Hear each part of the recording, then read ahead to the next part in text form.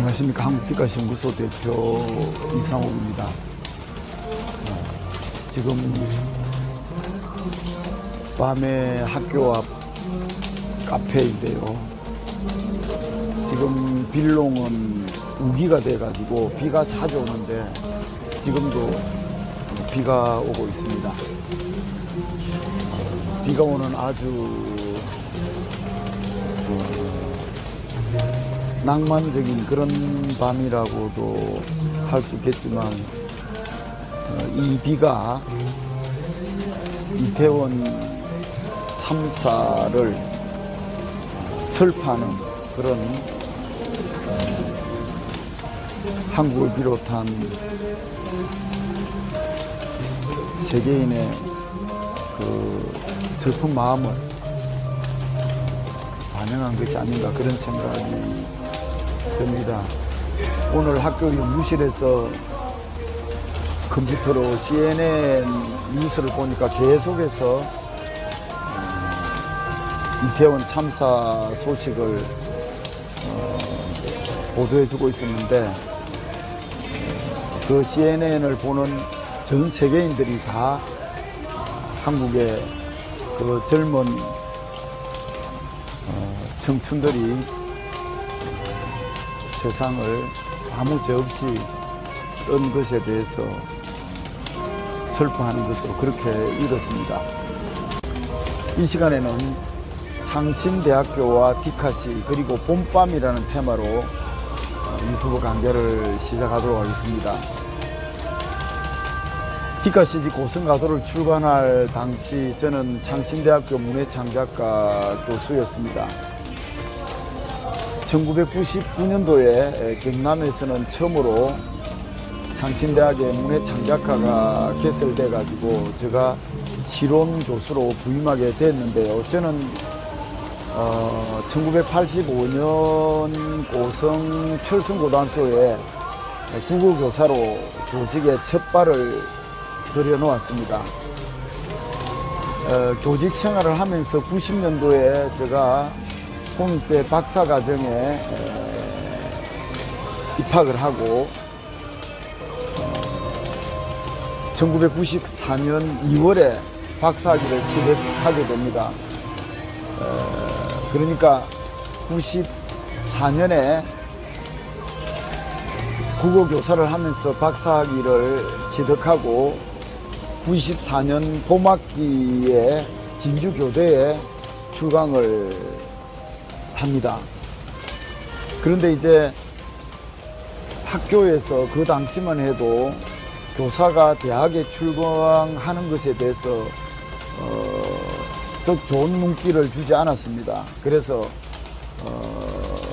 한 학기 출강하고 철성고등학교 교사를 사직하고 진주교대, 거제대 출강을 본격적으로 하면서 그 이후에 경남대, 창원대, 심지어 강원도 태성대학까지 시간 강사로 그야말로 동분서주 전업 시간 강사 생활을 한 것입니다.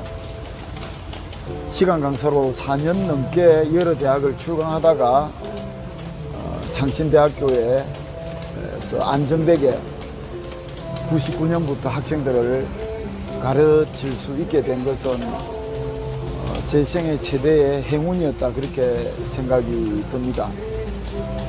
작은 연구실에서 늘 혼자 글 쓰고 사유하고 독서하는 그런 생활을 기계처럼 정말 그 당시에는 했습니다. 그때는 창신대학교 야간 캠퍼스가 있었습니다. 그래서 낮에 수업을 하고 또 밤에는 통영 캠퍼스에서 학생들을 가르치고 그렇게 했는데 디카시집 고성가도의 표제시가 즉 고성가도는 마산의 창신대학에서 밤에 통영 캠퍼스 강의하러 가면서 고성가도에서 포착한 그런 디카시였습니다. 디카시 고성가도는 아주 중요한 의미를 지니는데 그 디카시의 창작 배경도 창신대와 관련이 있다는 것이죠. 그러니까 창신대 통영 캠퍼스로 가면서 도로에서 고성 가도에서 순간 포착한 것이 그런 작품이 바로 디카시지 고성 가도의 표제시였습니다. 고성에서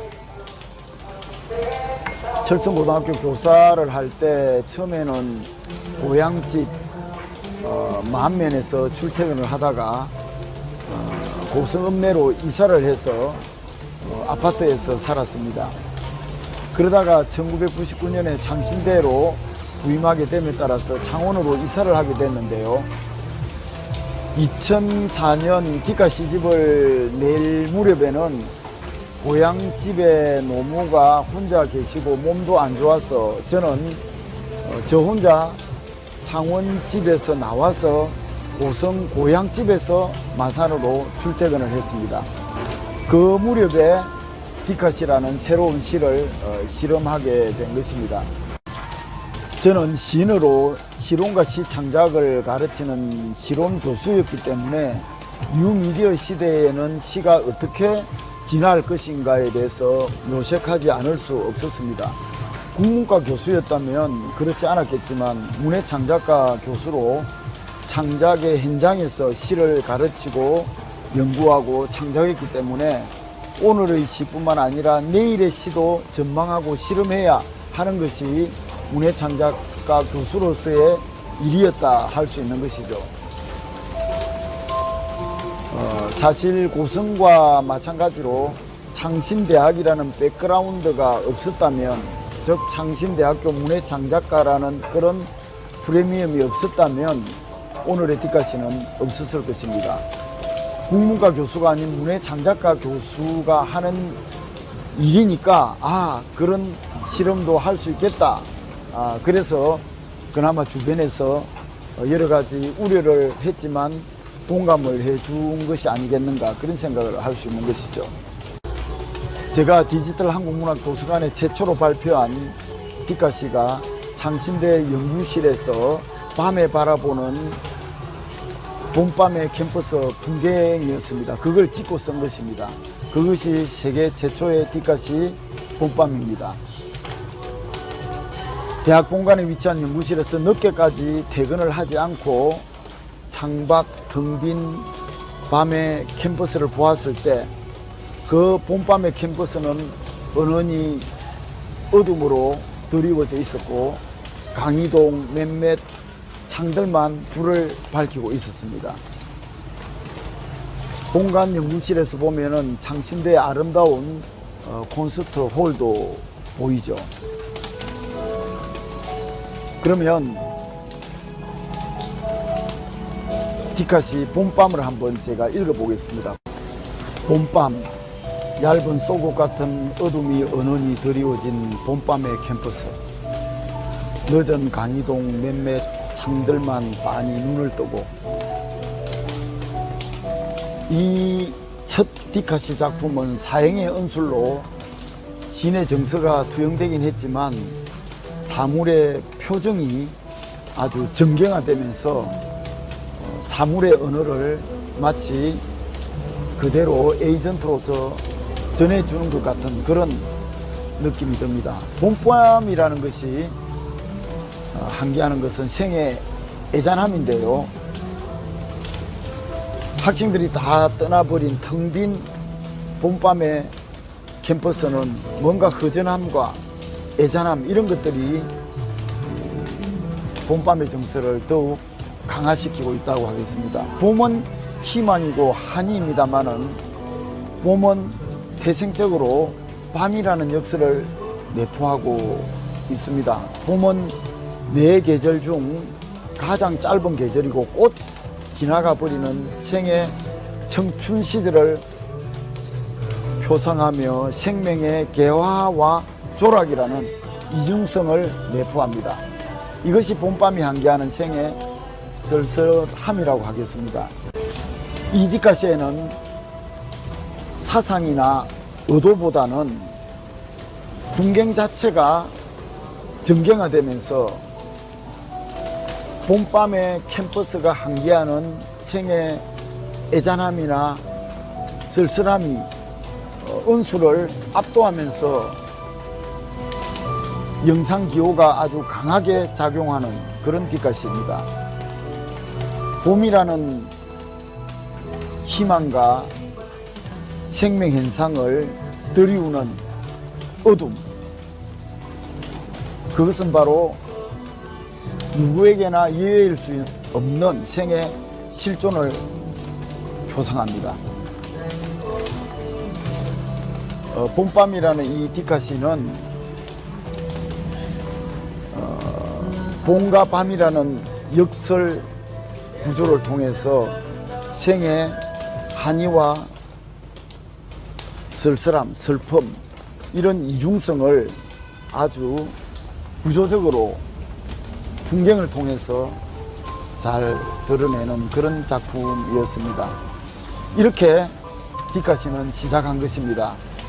최근 창신대학교 도서관에서는 문득수 문학관과 뒷가시를 특성하여 지역 문화 콘텐츠로 활용하려고 합니다. 창신대학교 도서관은 올해 재학생 대상 제2회 뒷가시 공모전을 개최했고 문득수 문학관 연계 뒷가시 특강도 가졌습니다. 창신대도 뒷가시와 아주 깊은 연관을 가지고 있다고 하겠습니다. 다음 시간에 또 찾아오도록 하겠습니다. 감사합니다.